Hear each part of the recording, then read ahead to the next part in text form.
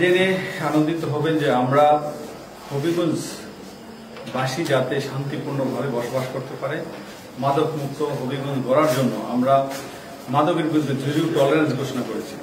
মাদক ব্যবসায়ী যেই হোক, তার নেপথ্যে যারাই থাকুক, তাদের কিন্তু আমরা প্রার্থনা করছি এবং তাদের আমাদের আইনের আওতায় আইন আনতেছি, প্লাস মাদক উদ্ধারে আমাদের ধারাবাহিক অভিযান চলছে এবং সেই ধারাবাহিক অভিযানের সাফল্য আজকের এই ফলাফল আপনারা দেখতে পাচ্ছেন। 50 কেজি গাঁজা উদ্ধার করেছি। আমরা গাঁজা অর্থাৎ মাদক যেখানেই থাকুক, আমরা আমাদের গোপন তথ্যের ভিত্তিতে অর্থাৎ আমাদের জেলা পুলিশের বিভিন্ন গোয়েন্দা আমরা কাজ করছি। সেই গোয়েন্দা তথ্যের ভিত্তিতে আমরা তেলিয়াপাড়া চা বাগান অর্থাৎ মাদকপুরে সেখানে গাঁজার একটা চালান যাচ্ছে, আমাদের ইনফরমেশন আসছিল। সেই ইনফরমেশনের প্রেক্ষিতে আমাদের ডিবি টিম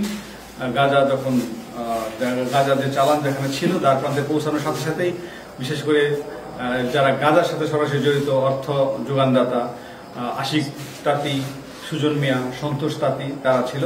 তো তাদের আমাদের উপস্থিতি টের পেয়ে তারা পালিয়ে গেছে। তবে তাদেরকে ধরার জন্য আমাদের ধারাবাহিক অভিযান অব্যাহত আছে।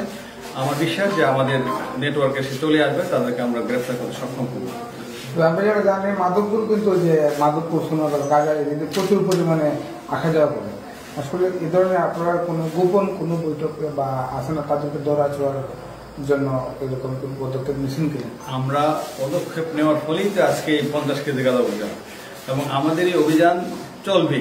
আমরা গাঁজা ব্যবসায়ী প্লাস গাঁজা সেবনকারীদের বলবো যে আপনারা সঠিক এবং স্বাভাবিক পথে চলে আসুন। আমি আপনাদের মাধ্যমে গাঁজা কারবারি অর্থাৎ মাদক কারবারিদেরকে জানাতে চাই তারা যেন স্বাভাবিক জীবনযাপনে চলে আসে এবং এইসব ব্যবসা তারা হবিগঞ্জে করে শান্তি পাবে না। আমরা যেই করুক তাদেরকে আইনের আওতায় নিয়ে আসবো।